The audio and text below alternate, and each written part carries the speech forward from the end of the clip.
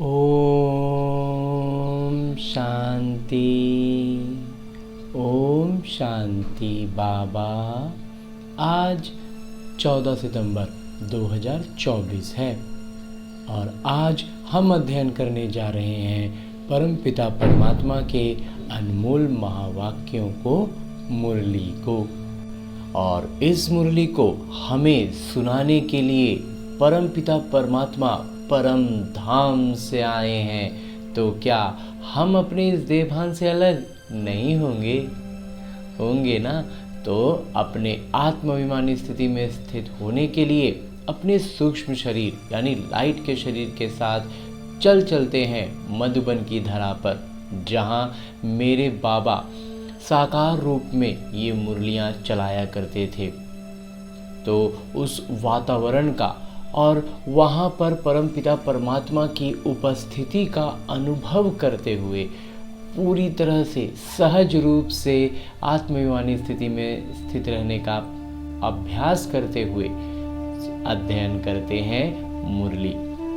तो चलिए अपने संबंध संपर्क की सारी आत्माओं को लेकर इकट्ठा होते हैं मधुबन में, क्योंकि जब आत्माभिमानी स्थिति में स्थित होकर हम ये मुरली का अध्ययन कर रहे हैं तो हम परमपिता परमात्मा से ज्ञान ले रहे हैं, उसे अपने जीवन में धारण कर रहे हैं, योग अवस्था में आए हुए हैं, तो सेवा क्यों छोड़ें। इसलिए मनसा सेवा की भावना से अपने संबंध संपर्क की सारी आत्माओं को सूक्ष्म स्तर पर, फिर चाहे उनके साथ हमारा संबंध मधुर हो या थोड़ा जटिल हो, पास के हो या दूर के हो, हर एक आत्मा को साथ में लेकर पहुंच जाते हैं मधुबन की धरा पर, क्योंकि सूक्ष्म स्तर पर आने में कोई बाधा नहीं, कोई विघ्न नहीं। तो चलिए पहुंचते हैं मधुबन में। मैं आत्मा अपने सूक्ष्म शरीर के साथ एक क्षण से भी कम समय में यानी मन की गति से पहुंच गया हूँ मधुबन की धरा पर, पांडव भवन के द्वार पर, जहाँ मैं ये अनुभव कर रहा हूँ कि मुझ आत्मा के आसपास, मुझ आत्मा के संबंध संपर्क की सारी आत्माएं इकट्ठा हो गई हैं, जिन को मुझ आत्मा ने आवाहन किया है। अपने अपने सूक्ष्म शरीर के साथ वो सभी आत्माएं मेरे साथ उपस्थित हैं। तो इन सारी आत्माओं के साथ एक समूह में अब हम भीतर प्रवेश करते हैं पांडव भवन में। जैसे ही पांडव भवन के द्वार से हम भीतर प्रवेश करते हैं, सामने श्री कृष्ण की वो सुसज्जित तस्वीर, जिसमें वो स्वर्ग को हाथ में लिए हैं और नर्क को पैरों से ढकेल रहे हैं, जो ये बहुत ही शुभ संदेश दे रहा है कि नर्क जा रहा है, स्वर्ग आ रहा है। तो इस संदेश को बड़े सहज रूप से समझते हुए कि जैसे दैनिक जीवन में सुबह के 4 बजे आंखों के सामने पूरी तरह अंधेरा होता है, लेकिन हम ये जानते हैं कि ये सुबह के 4 हैं, वैसे ही इस युगों के इस चक्र में जब हमें मालूम है कि कलयुग के बाद सतयुग आना है, लेकिन ये वो समय है जब दिख तो रहा चारों तरफ कलयुगी माहौल है, लेकिन हो चुका सवेरा है, और इस सवेरे का समय जागृति का समय है। और इसी जागृति की भावना से संबंध संपर्क की आत्माओं को साथ लेकर आए हैं ना, तो उन्हें लेकर अब आगे बढ़ते हैं और पहुंचते हैं बाबा के कमरे में, जहां मेरे बाबा बाहें फैलाए मुझ आत्मा का मानो इंतज़ार कर रहे हैं। और जैसे ही मुझ आत्मा ने परमपिता परमात्मा के कमरे में प्रवेश किया और उन्हें देखा, मेरे बाबा ने कहा, आओ आओ मेरे बच्चे। बाबा की ये मीठी पुकार सुनकर मैं आत्मा दौड़े दौड़े जाकर बाबा से लिपट जाता हूँ, और बाबा मुझे बहुत प्यार करते हैं। बाबा का ये प्यार इतना अनोखा है, इतना सलोना है कि अपने किरदार के, अपने लौकिक जीवन के हर दुखों से मिलने वाले दर्द को पूरी तरह से भूल जाते हैं। और उनकी ये अनोखी विशेषता कि मुझ आत्मा के साथ आई संबंध संपर्क की हर आत्मा अपने दुखों से, अपने दर्द से मुक्त महसूस करने लगती है, क्योंकि बाबा हर एक को ये अनुभव करा रहे हैं कि वो निज तौर पर बाबा के गले लगे हुए हैं और बाबा उन्हें बहुत प्यार कर रहे हैं। पिता रूप में बाबा इतना प्यार करते हैं कि हमारे भीतर के सारे आत्मिक गुण जागृत होने लगते हैं और उनमें से जो खुशी का संस्कार है वो इतना उभर जाता है कि हम खुशी से झूमने लगते हैं। खुशी की तरंगे अपने इस लौकिक स्थूल शरीर में भी अनुभव करने लगते हैं, इतनी खुशी का एहसास। और इस खुशी में झूमते हुए अब हम निकलकर चलते हैं बाबा की कुटिया की ओर, जहां बाबा शिक्षक रूप में उपस्थित हैं। तो परमपिता परमात्मा से ढेर सारा प्यार बटोर कर अब मैं आत्मा अपने संबंध संपर्क की आत्माओं के साथ पहुंच गया हूं बाबा की कुटिया में। और जैसे ही मैं आत्मा अपने संबंध संपर्क की आत्माओं के साथ बाबा की कुटिया में प्रवेश करता हूँ, बाबा यूँ तो पत्र लिखने में व्यस्त थे, लेकिन मुझ आत्मा की उपस्थिति से उन्होंने नज़रें उठाकर मुझ आत्मा को देखा और मुझ आत्मा की दृष्टि जैसे ही बाबा के दृष्टि से मिलती है, बाबा नज़रों से निहाल कर देते हैं। दिल का सारा हाल पढ़ लेते हैं बाबा। दिल बिल्कुल हल्का हो जाता है। बाबा का ये नैनों का जादू मुझ आत्मा के साथ आई संबंध संपर्क की जितनी भी आत्माएं हैं वो अनुभव करते हैं। उनको भी, उनके दिलों को भी बाबा एकदम से हल्का कर देते हैं और कहते हैं कि आपके दिल की हर बात को और अपने दिल की हर बात को बाबा ने मुरली में समाहित किया है, तो इस मुरली का अध्ययन करना। ऐसा कहते हुए बाबा कहते हैं चलो हिस्ट्री हॉल में, जहाँ मम्मा भी उपस्थित हैं और उनकी उपस्थिति से उस पवित्र वातावरण में अध्ययन करते हैं मुरली। ऐसा कहकर बाबा उठ खड़े होते हैं और मुझ आत्मा का हाथ थाम लेते हैं और अपने साथ लेकर चलते हैं हिस्ट्री हॉल की तरफ। और बाबा का ये साथ का अनुभव मुझ आत्मा के साथ आई संबंध संपर्क की हर आत्मा कर रही है कि भगवान ने उनका हाथ थामा है और उन्हें अपने साथ लेकर चल रहे हैं। लौकिक तौर पर भी इसका प्रभाव उन आत्माओं पर पड़ता है जब हम नित्य इसका अभ्यास करते हैं। जो जहाँ भी भटक रहे हों उनका भटकना थम जाता है, क्योंकि भगवान उनका हाथ थाम रहे हैं। तो बाबा का हाथ थामे हुए अब मैं आत्मा अपने संबंध संपर्क की आत्माओं के साथ पहुंच जाता हूँ हिस्ट्री हॉल, जहाँ मम्मा उपस्थित हैं और बड़ी मधुर सी वीणा बजा रही हैं। मम्मा के उपस्थिति से और वीणा की इस धुन से पूरा वातावरण पवित्रता के प्रकंपनों से सुजाग हो रहा है। एक अलौकिक शांति का अनुभव, और इस अनुभव को अपने भीतर भरते हुए हॉल में एक तरफ मम्मा विराजमान थी, दूसरी तरफ बाबा विराजमान हो जाते हैं और उन दोनों के सम्मुख मैं आत्मा भी अपने संबंध संपर्क की आत्माओं के साथ विराजमान हो जाता हूँ और परमात्म प्यार में लवलीन होकर बाबा की उपस्थिति का अनुभव करते हुए खुशी से झूमने लगता हूँ और ज्ञान संस्कार धारण करने के लिए अध्ययन करते हैं मुरली।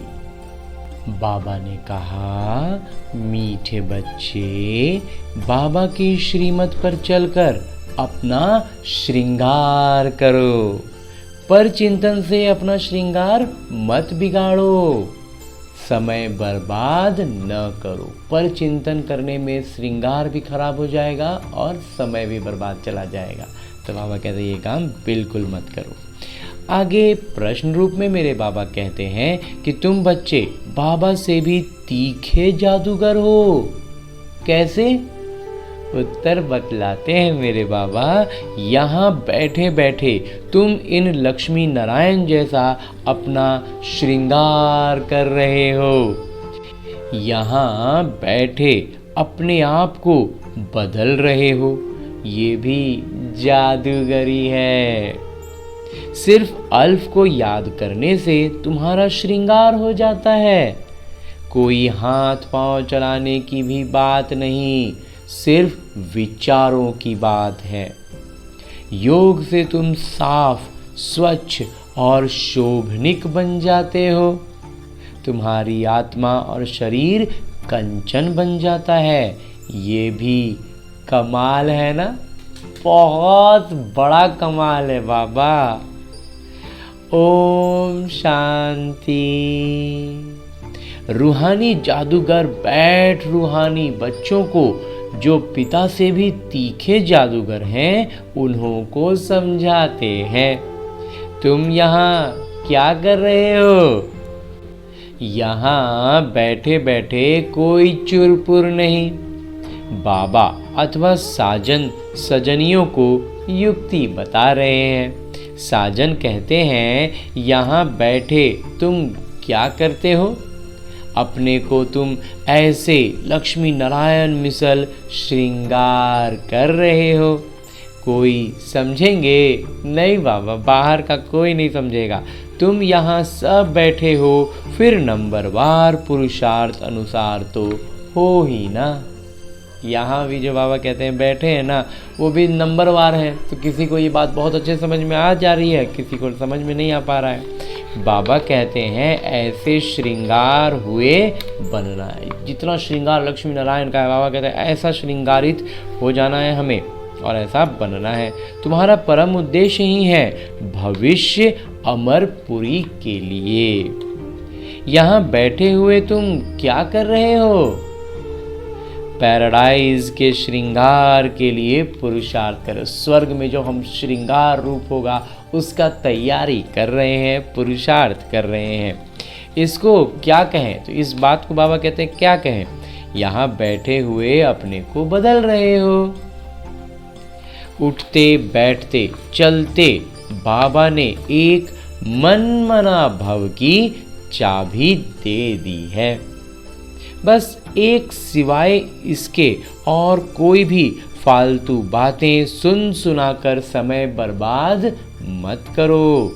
तुम अपने ही श्रृंगार में लगे रहो। हमें सिर्फ खुद का श्रृंगार करना है और इसी पर अपना पूरा ध्यान रखना है।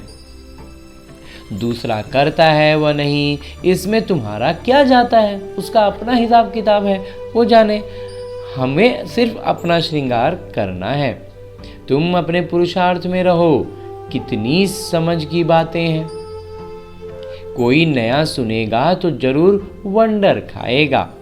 तुम्हारे में कोई तो अपना श्रृंगार कर रहे हैं, कोई तो और ही बिगाड़ रहे हैं, पर चिंतन आदि में समय बर्बाद करते रहते हैं।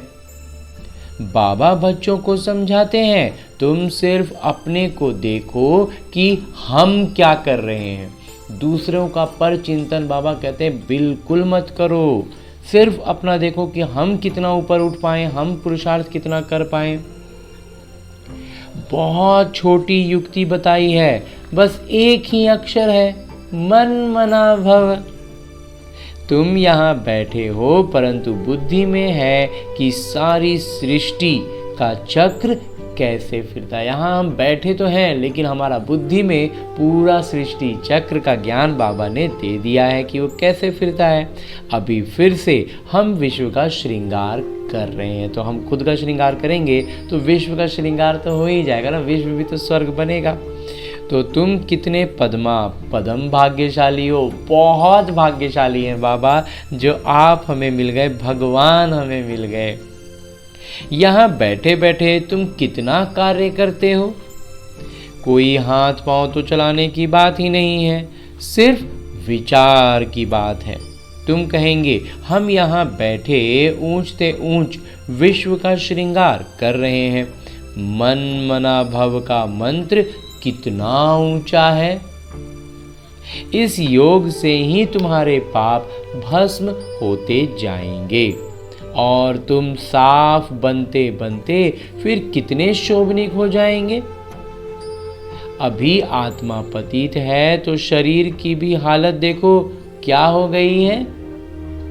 आत्मा पतित है तो शरीर भी कितना तकलीफ देने वाला हो गया है। अब तुम्हारी आत्मा और काया कंचन बन जाए। जब आत्मा जैसे जैसे पवित्रता की ओर बढ़ने लगेगा ना, ये लौकिक शरीर भी काफ़ी कंचन होता जाएगा और फिर एक सीमा के बाद तो फिर चेंज होगा, लेकिन फिलहाल में भी अंतर आता है।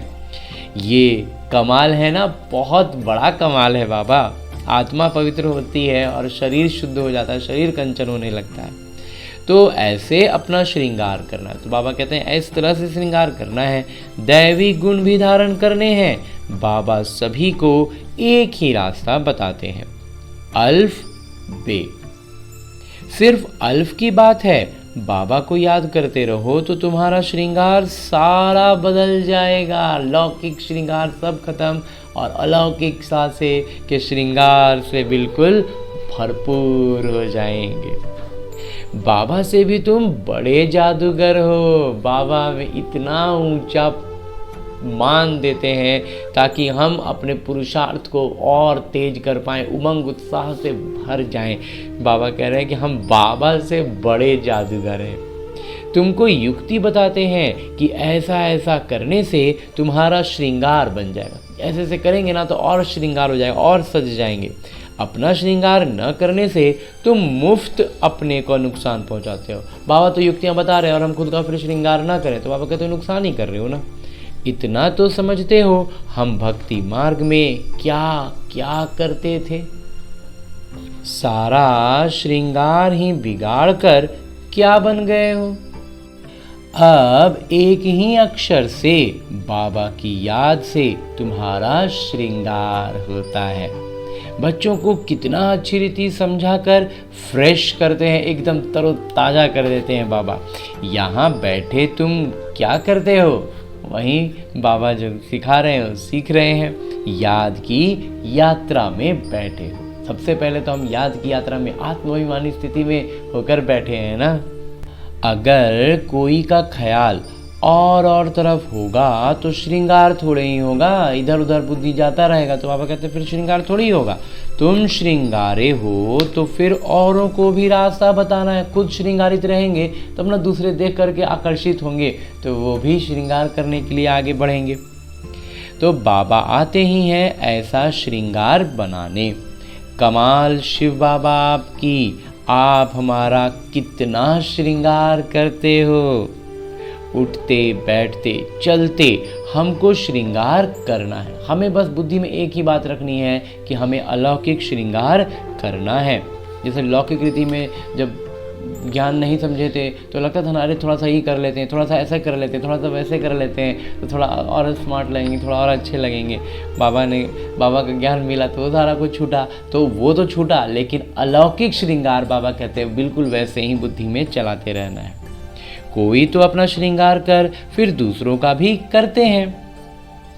कोई तो अपना भी श्रृंगार नहीं करते तो दूसरों का भी श्रृंगार बिगाड़ते रहते हैं।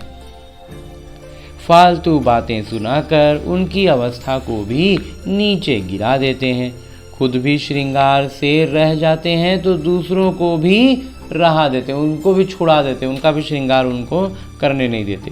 तो अच्छी रीति सोच विचार करो, बाबा कैसे कैसे युक्ति बताते हैं। भक्ति मार्ग के शास्त्र पढ़ने से ये युक्तियाँ नहीं आती। भक्ति मार्ग का शास्त्र पढ़ेंगे तो ये सब युक्ति थोड़ी आएगा। शास्त्र तो हैं भक्ति मार्ग के। तुमको कहते हैं तुम क्यों शास्त्रों को नहीं मानते हो? बोलो हम तो सब मानते हैं, आधा कल्प भक्ति की है, कैसे नहीं मानते हैं? शास्त्र पढ़ते हैं तो कौन नहीं मानेंगे? रात और दिन होते हैं तो जरूर दोनों को मानेंगे ना। ये है बेहद का दिन और रात। हम जिसकी बात कर रहे हैं ये बेहद का दिन और बेहद की रात है। बाबा कहते हैं मीठे बच्चों तुम अपना श्रृंगार करो, समय बर्बाद मत करो। समय बहुत थोड़ा है, तुम्हारी बड़ी विशाल बुद्धि चाहिए, आपस में बहुत प्रेम होना चाहिए। समय बर्बाद नहीं करना चाहिए क्योंकि तुम्हारा समय तो बहुत मूल्यवान है। कौड़ी से हीरे जैसा तुम बनते हो। मुफ्त में इतना थोड़े ही सुन रहे हो। ये जो ज्ञान मिल रहा है ये भी मुफ्त में थोड़ी मिल रहा है। कोई कथा है क्या? ये कोई कहानी है जो बैठ रहे हैं और सुन रहे हैं? बाबा अक्षर ही एक सुनाते हैं। एक अक्षर तो बाबा सुना ही रहे हैं। बड़े बड़े आदमियों को ज़्यादा बात थोड़ी करनी चाहिए। ज़्यादा बड़ा बड़ा आदमी लोग पास ज़्यादा बात थोड़ी करना है। बाबा तो क्षण में जीवन मुक्ति का रास्ता बताते हैं। बाबा तो एक क्षण में कहते हैं जीवन मुक्ति मिल जाएगा, सिर्फ मन मना भव। ये है ही ऊंच श्रृंगार वाले। तब तो उन्हों के ही चित्र हैं जिनके बहुत पूजते रहते हैं। तब तो उनका चित्र लगाए ना जिनको खूब पूजा करते हैं। जितना बड़ा आदमी होगा उतना बड़ा मंदिर बनाएंगे, बड़ा श्रृंगार करेंगे और फिर उसको खूब श्रृंगारेंगे। पहले तो देवताओं के चित्र पर हीरे के हार पहनाते थे।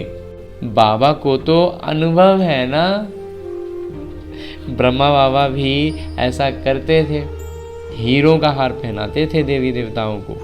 तो बाबा ने खुद हीरे का हार बनाया था लक्ष्मी नारायण के लिए। वास्तव में तो उन्हों जैसी यहाँ परवाइज कोई बना ना सके। उनका जो स्थिति था, उनका जो श्रेष्ठता थी, ऐसा भी यहाँ कोई कर ही नहीं सकता है। अभी तुम बना रहे हो नंबरवार पुरुषार्थ। अभी हम कोशिश कर रहे हैं तो उसमें भी क्रम में है, आगे पीछे है, कम ज़्यादा है। तो बाबा समझाते हैं बच्चे समय बर्बाद ना अपना करो ना औरों का करो। खुद का भी समय पर ध्यान देना है, दूसरों को भी इधर उधर की बातों में उलझा करके उनका भी समय बर्बाद नहीं करना। बाबा युक्ति बहुत सहज बताते हैं। मुझे याद करो तो पाप मिट जाएं। याद बगैर इतना श्रृंगार हो ना सके। जब तक याद में नहीं रहेंगे श्रृंगार, बाबा कहते हैं इतना नहीं हो पाएगा। तुम ये बनने वाले हो ना, ये लक्ष्मी नारायण जो है, हम इन जैसा बनने वाले हैं। तो दैवी स्वभाव धारण करना है। इसमें कहने की भी दरकार नहीं, परंतु पत्थर बुद्धि होने के कारण सब समझाना पड़ता है। ये सब बात बाबा कहते हैं, ये सब बताने का भी ज़रूरत नहीं पड़ना चाहिए, लेकिन हमें इतना पत्थर बुद्धि है कि बाबा को ये सब बात भी बताना पड़ता है। एक क्षण की बात है। बाबा कहते हैं मीठे मीठे बच्चों, तुमने अपने पिता को भूलने से कितना श्रृंगार बिगाड़ दिया है। अपना पूरा श्रृंगार ही बिगाड़ दिए हमने। बाबा तो कहते हैं चलते फिरते श्रृंगार करते रहो, परंतु माया भी कम नहीं है। कोई कोई लिखते हैं बाबा आपकी माया बहुत तंग करती है। अरे हमारी माया कहाँ है, ये तो खेल है ना। मैं तो तुमको माया से छुड़ाने आया हूँ। मेरी माया फिर काहे की? बाबा की माया थोड़ी है। इस समय पूरा ही इनका राज्य है। अभी तो माया का राज्य ही है, तो सामने रहेगा ही। जैसे इस रात और दिन में फर्क नहीं हो सकता, ये फिर है बेहद की रात और दिन। इसमें कोई अंतर थोड़ी पड़ेगा कि जब रात है तो दिन हो गया, दिन है तो रात हो गया, ऐसा तो होगा नहीं। तो बाबा कहते हैं ये बेहद की बात है। तो इसमें भी वही है, अभी है तो कलयुग का समय ना, तो कलयुग तो अपना प्रभाव दिखाएगा ही, अपना तो पूरा रूप लेके आएगा ही। इनमें एक क्षण का भी फर्क नहीं हो सकता। अभी तुम बच्चे नंबरवार पुरुषार्थ अनुसार ऐसा श्रृंगार कर रहे हो। बाबा कहते हैं चक्रवर्ती राजा बनना है तो चक्र फिराते रहो। भल गृहस्थ व्यवहार में रहो, इसमें सारा बुद्धि से काम लेना है। आत्मा में ही मन बुद्धि है। यहाँ तुमको बाहर का गोरख धंधा कुछ भी नहीं है। यहाँ बाहरी दिखावे के लिए कुछ भी हमें करने का ज़रूरत नहीं है, दिखावा नहीं करना है। यहाँ आते ही हो अपने को श्रृंगारने, रिफ्रेश होने, पूरा तरोताज़ा होना है, और आत्मिक रूप से कहें तो रिजुविनेट हो जाना है। बाबा पढ़ाते तो सबको एक ही जैसा है, सबको तो एक जैसा पढ़ा रहे हैं बाबा। यहाँ बाबा पास आते हैं नई नई बिंदुएं सम्मुख सुनने, फिर घर में आते हैं तो जो कुछ सुना है वो बाहर निकल जाता है। जब बाबा के पास आते हैं, बाबा के पास आते हैं,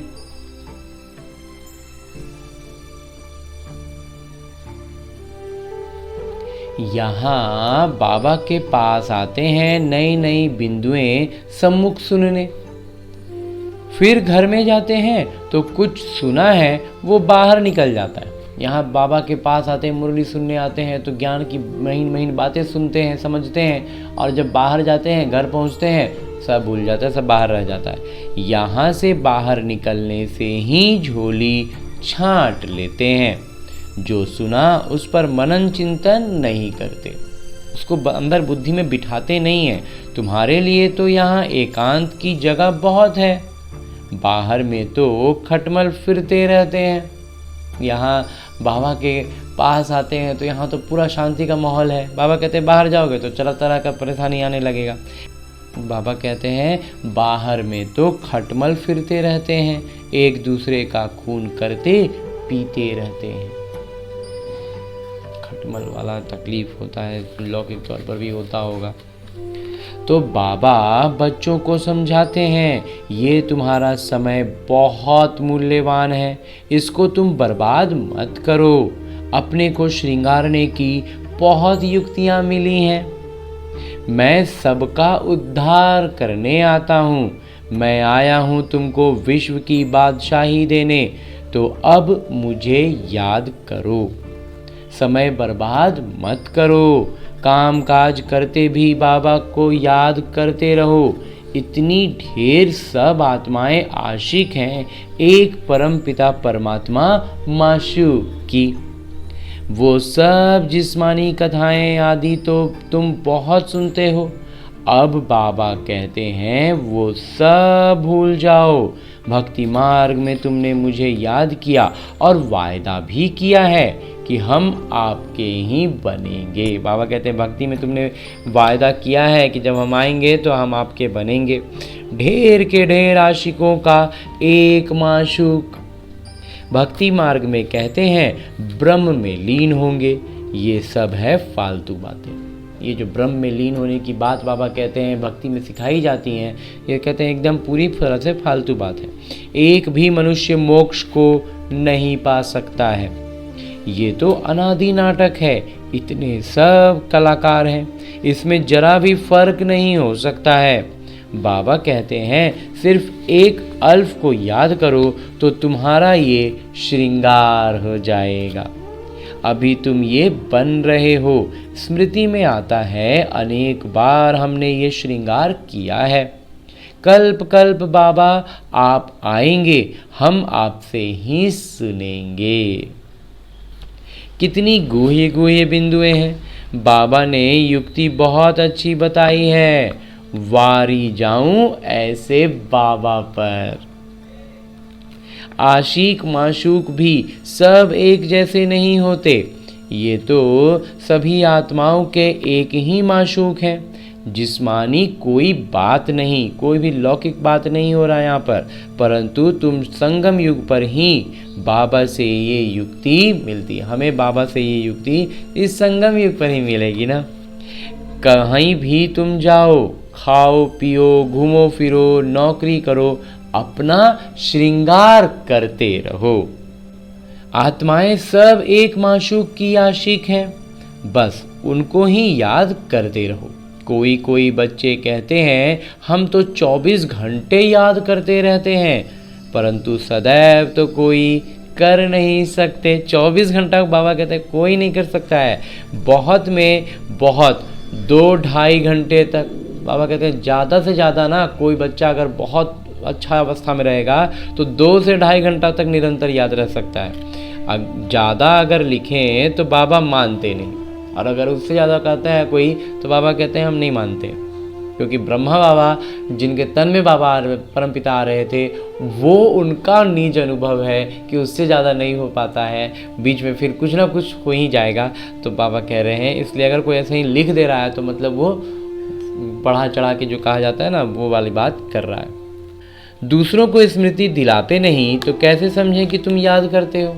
बाबा कहते हैं उसका एक सबूत क्या होगा कि दूसरों को स्मृति दिला रहे हैं, कि दूसरों को अगर स्मृति दिला रहे हैं तब तो याद में है, अगर नहीं दिला रहे हैं मतलब खुद भी याद में नहीं है। क्या कोई डिफ़िकल्ट बात है? ये कोई बहुत मुश्किल बात है क्या? बिल्कुल नहीं बाबा। इसमें कोई खर्चा है? नहीं बाबा, कुछ भी नहीं। बस बाबा को याद करते रहो तो तुम्हारे पाप कट जाएं। दैवी गुण भी धारण करने हैं, पतित कोई शांति धाम व सुख धाम में जा न सके। बाबा बच्चों को कहते हैं अपने को आत्मा भाई भाई समझो।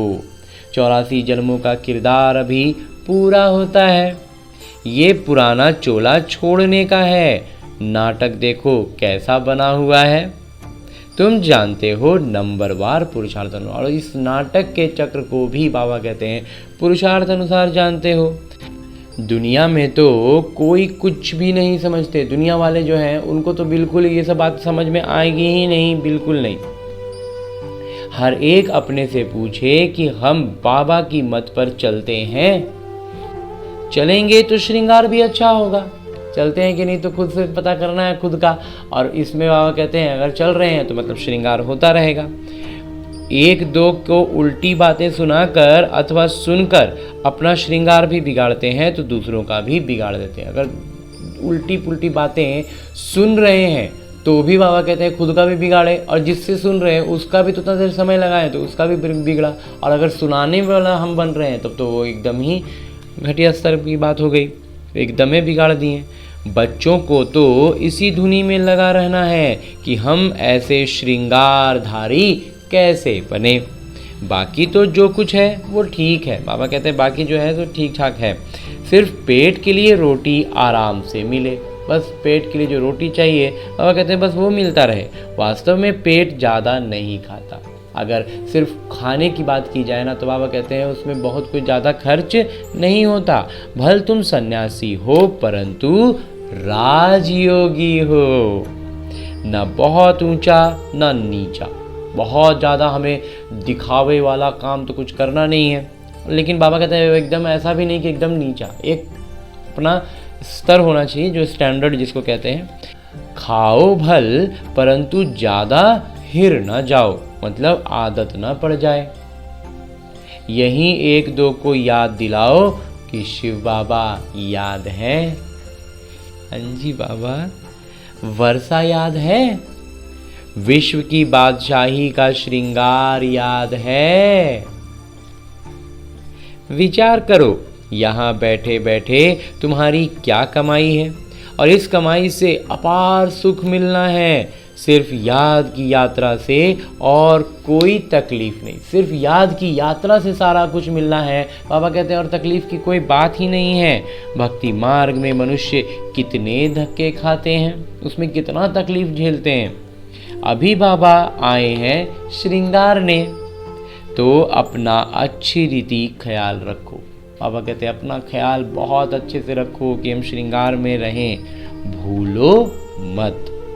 माया भुला देती है, फिर समय बहुत बर्बाद करते हैं। जैसे ही माया भुलाने का कोशिश करता है और हम भूलते हैं तो बहुत समय चला जाता है। जितना देर भूले तो भूले, और फिर वापस आने में भी बहुत समय बर्बाद हो जाता है। और समय बाबा कह रहे हैं बहुत अभी हमारा मूल्यवान है।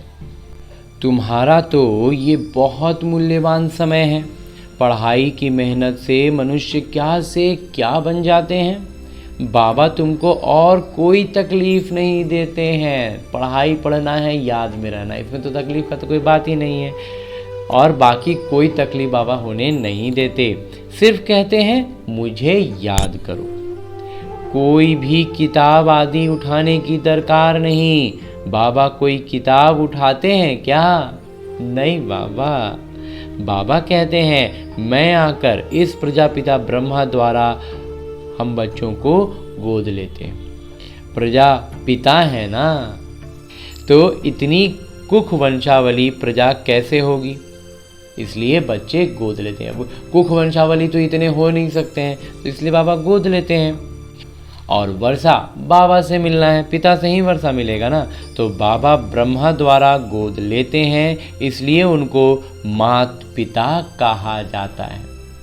पिता हो गए परम पिता परमात्मा, और इनके द्वारा गोद लिया तो इनको माता का उपाधि देते हैं बाबा, और इसलिए कहते हैं दोनों जब सम्मिलित रूप में रहते हैं तो वो मात पिता हुए। ये भी तुम जानते हो बाबा का आना बड़ा एक्यूरेट, एकदम सटीक समय पर, एकदम सटीक किरदार में आते हैं बाबा। एक्यूरेट समय पर आते हैं, एक्यूरेट समय पर जाएंगे। दुनिया की बदली तो होनी ही है। अभी बाबा तुम बच्चों को कितनी अक्ल देते हैं, कितना ज्ञान से भर रहे हैं बाबा हमें। बाबा की मत पर चलना है। छात्र जो पढ़ते हैं वही बुद्धि में चलना है, जो पढ़ाई पढ़े हैं वही बुद्धि में चलेगा ना। तुम भी ये संस्कार ले जाते हो। जैसे बाबा में संस्कार हैं वैसे तुम्हारी आत्मा में भी ये संस्कार भरते हैं। जो सारे दिव्य गुणों से बाबा युक्त हैं वो सारा कुछ तो हमारे में भी है ना। बाबा उसी को तो स्मृति दिला रहे हैं, उसको भर रहे हैं। फिर जब यहाँ आएंगे तो वहीं रिपीट होगा, नंबरवार पुरुषार्थ अनुसार आएंगे। अपने दिल से पूछो कितना पुरुषार्थ किया अपने को श्रृंगारने का, अपने को श्रृंगार करने के लिए कितना पुरुषार्थ किए हैं, अपना दिल से पूछना है। समय कहीं बर्बाद तो नहीं किया है। बाबा सावधान करते हैं। कल की मुरली में भी बाबा ने कहा था ना, कई बार दोहराया था, अटेंशन, एकदम बाबा की याद में एक क्षण में आ जाने की स्थिति हमें बनानी है। तो आज फिर बाबा कह रहे हैं कि बाबा सावधान करते हैं, वाहियात बातों में कहीं समय बर्बाद ना गवाओ। वाहियात बातों में, इधर उधर में समय बिल्कुल मत लगाओ। बाबा की श्रीमत याद रखो। मनुष्य मत पर न चलो। मनुष्यों की जो मत है ना, मन मत जिसको कहते हैं, बाबा कहते हैं उस पर मत चलो। तुमको ये पता थोड़े ही था कि हम पुरानी दुनिया में हैं। नहीं बाबा, बिल्कुल नहीं। ज्ञान का कोई बात पहले मालूम नहीं था। बाबा ने बताया है कि तुम क्या थे। इस पुरानी दुनिया में कितने अपार दुख हैं, ये भी नाटक अनुसार किरदार मिला हुआ है। नाटक अनुसार अनेकानेक विघ्न भी पड़ते हैं। बाबा समझाते हैं, बच्चे ये ज्ञान और भक्ति का खेल है, वंडरफुल नाटक है। इतनी छोटी आत्मा में सारा किरदार अविनाशी भरा हुआ है, जो बजाती ही रहती है। ये अविनाशी किरदार है जो चलता रहता है। अच्छा, मीठे मीठे सिखिलते बच्चों प्रति माता पिता बाबा का याद प्यार और आशीर्वाद। रूहानी बाबा की रूहानी बच्चों को नमस्ते। हम रूहानी बच्चों की ओर से रूहानी माता पिता को याद प्यार और प्रणाम। धन्यवाद बाबा, धन्यवाद। मुरली के लिए भी धन्यवाद, और इस अनूठे अलौकिक ब्राह्मण जीवन के लिए भी बहुत बहुत बहुत धन्यवाद बाबा, बहुत धन्यवाद। आगे आज की मुरली से लिए गए वो प्रमुख बिंदु हैं जिन्हें हमें अपने ब्राह्मण जीवन में धारण करने हैं। और ब्राह्मण सो देवता बनना है। उसके लिए सबसे पहले बिंदु है कि दूसरी सब बातों को छोड़ इसी धुन में रहना है कि हम लक्ष्मी नारायण जैसा श्रृंगारधारी कैसे बने। लक्ष्मी नारायण जो श्रृंगारित हैं, जो उनको दोहरा सिरताज है, ये सब हम कैसे पाएं, इसी में बुद्धि लगातार चलती रहे। दूसरी बात बाबा कहते हैं कि अपने से पूछना है कि 4 बातें बाबा कहते हैं जो खुद से पूछनी है। सबसे पहला उसमें है कि हम श्रीमत पर चलकर मन मना भव की चाबी से अपना श्रृंगार ठीक कर रहे हैं, ठीक ठाक अपने आप को कर रहे हैं मन मना भव की चाबी से। दूसरा, उल्टी सुल्टी बातें सुनकर व सुनाकर श्रृंगार बिगाड़ते तो नहीं है। नहीं बाबा, बिल्कुल नहीं बाबा, ये इस बात में एकदम आगे है बाबा। तीसरा है आपस में प्रेम से रहते हैं। हाँ जी बाबा, अपना वैल्यूएबल समय कहीं बर्बाद तो नहीं करते हैं। ये थोड़ा बहुत हो जाता है बाबा। और चौथा है दैवी स्वभाव धारण किया है, कर रहे हैं बाबा। और आगे मेरे बाबा वरदान दे रहे हैं। वरदान देते हुए मेरे बाबा कहते हैं, व्यर्थ संकल्पों के कारण को जानकर उन्हें समाप्त करने वाले समाधान स्वरूप भव। बाबा कहते हैं कि व्यर्थ संकल्प उत्पन्न होने के मुख्य 2 कारण हैं। पहला है अभिमान, दूसरा है अपमान। मेरे को कम क्यों, मेरा भी ये पद होना चाहिए, मेरे को भी आगे करना चाहिए। तो इसमें या तो अपना अपमान समझते हो या फिर अभिमान में आते हो। नाम में, मान में, शान में, आगे आने में, सेवा में अभिमान या अपमान महसूस करना, यही व्यर्थ संकल्पों का कारण है। इसी कारण को जानकर निवारण करना ही समाधान स्वरूप बनना है। एकदम सहज विधि बाबा बतलाते हैं। और अंत में स्लोगन है, मुरली का उपदेश है कि शांति की शक्ति द्वारा स्वीट होम की यात्रा, अपने मीठे घर की यात्रा करना बहुत सहज है। जब शांति की शक्ति भर जाती है ना, तो हम मीठे घर की यात्रा बड़ी सहजता से कर पाते हैं। अच्छा, और अब हम हिस्ट्री हॉल में आत्माभिमानी स्थिति में स्थित रहकर परमपिता परमात्मा की उपस्थिति का अनुभव के साथ बड़े ध्यान से ऐसे मुरली का अध्ययन किया कि हमारा मन बुद्धि संस्कार सीधा सीधा प्रभावित हुआ। और अब आत्माभिमानी स्थिति को निरंतर अपने लौकिक जीवन में भी बनाए रखने के लिए शक्तियों की आवश्यकता होती है। तो शक्तियों से भरपूर होने के लिए चलिए चलते हैं शांति स्तंभ के पास, जहाँ बाबा अव्यक्त स्वरूप को धारण किए और हम बच्चों को शक्तियाँ न्योछावर करते हैं। तो मैं आत्मा अपने संबंध संपर्क की सारी आत्माओं के साथ पहुंच जाता हूं शांति स्तंभ के पास, जहां संबंध संपर्क की आत्माएं चारों ओर विराजमान हो जाती हैं। और मैं आत्मा इस शांति स्तंभ के सम्मुख ये अनुभव करता हूं कि प्रजापिता ब्रह्मा बाबा के सूक्ष्म शरीर के भीतर ये शांति स्तंभ समाया हुआ है। और उनका ये फरिश्ता स्वरूप मुझ आत्मा को भी फरिश्ता स्वरूप बनने की प्रेरणा दे रहा है, शक्तियाँ भर रहा है। और जिसके लिए मैं आत्मा भी परम धाम की यात्रा पर निकल चलता हूँ, जहाँ ये सूक्ष्म शरीर भी नहीं, किसी भी कर्मेंद्रियों का कोई भान नहीं, बिल्कुल ज्योति बिंदु स्वरूप में मैं आत्मा परम धाम में उपस्थित हूँ, जहाँ मेरे बाबा भी ज्योति बिंदु स्वरूप में स्थित हैं। और उनके सानिध्य में आते ही मुझ आत्मा के सारी शक्तियाँ एक एक करके जागृत होने लगती हैं। सबसे पहले मेरे बाबा सहन शक्तियों से भरपूर करते हैं, जिसके कारण हम पवित्रता के सीढ़ी पर अपना पाँव रख पाते हैं और उसमें थोड़ा ऊपर उठते हैं तो विकारों की धुंध थोड़ी छंटती है, कम होती है और हमें ज्ञान का तीसरा नेत्र मिल जाता है।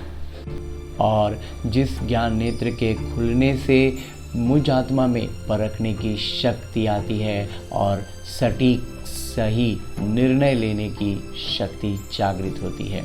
इसके बाद आती है समेटने की शक्ति और समा लेने की शक्ति।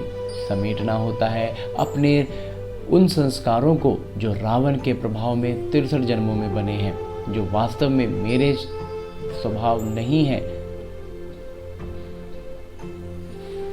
जो वास्तव में मेरा स्वभाव नहीं है। क्योंकि जो मेरा स्वभाव है उसे तो बाबा हमें स्मृति दिला रहे हैं कि प्रेम और शांति जैसे संस्कार मुझ आत्मा के निज संस्कार हैं।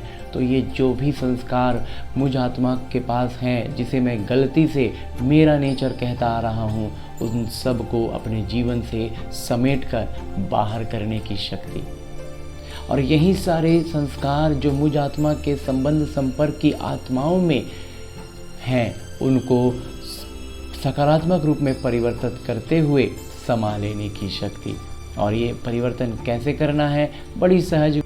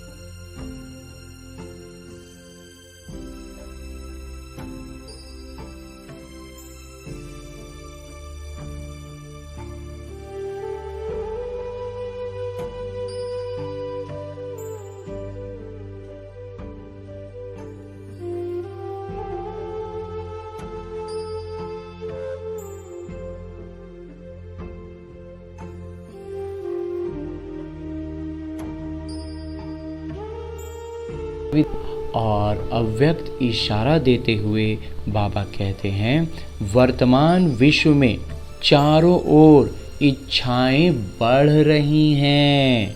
इच्छाओं के वश आत्माएं परेशान हैं। इच्छाओं के जाल में फंसते जाएंगे, परेशानी बढ़ते जाएगी। इसलिए आप बच्चे अपने बेहद की वैराग्य वृत्ति द्वारा उन आत्माओं में भी वैराग्य वृत्ति फैलाओ।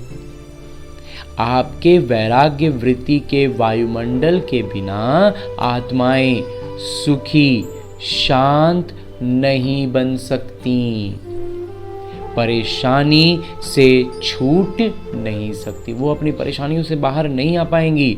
जब आप बच्चों की स्थिति इच्छा मात्रम अविद्या की होगी, तब जय जयकार और हाहाकार होगी।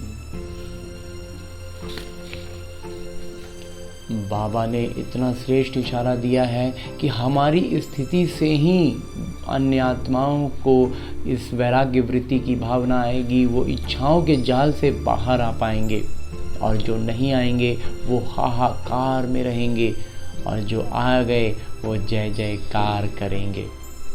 तो ऐसा श्रेष्ठ अव्यक्त इशारा पाने के बाद अब वक्त है विदाई का। तो लौटते हैं अपने स्थूल शरीर में, अपने लौकिक किरदार में, इस एक उद्देश्य के साथ कि मेरा ये लौकिक जीवन एक अभ्यास पुस्तिका है, और बाबा से मिले इन ज्ञान की सारी बातों को, इन अव्यक्त इशारों को उस जीवन में हमें अभ्यास करना है, और अपनी अवस्था इतनी ऊंची बनानी है, अपने विकर्मों का विनाश कर देना है याद की यात्रा से, ताकि हम इस किरदार से ऊपर उठ जाएं और फरिश्ता स्वरूप धारण कर लें। फॉलो फादर करना है ना, तो इसी के लिए, अभ्यास के लिए अवतरित होते हैं अपने लौकिक किरदार में। अच्छा, ओम शांति।